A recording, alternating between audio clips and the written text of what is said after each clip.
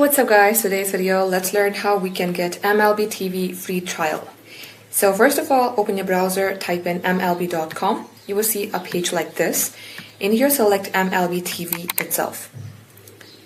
Now once done, you will see a similar page to mine. Now if you would like to start a free trial, what you could do instead is, as you can see, if you would like to purchase seasonal subscription, there is seasonal subscription for only this amount. So select start free trial, and once done you might be seeing a different page here, but this appears because of my region. In your case it might be different. You might be seeing some card information where you are required to add your card and other details. Go ahead, do that. If you don't have an account, it will also ask you to create an account.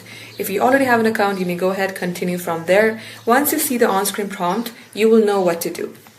And as I do that, this is how easy it is. Thank you for watching.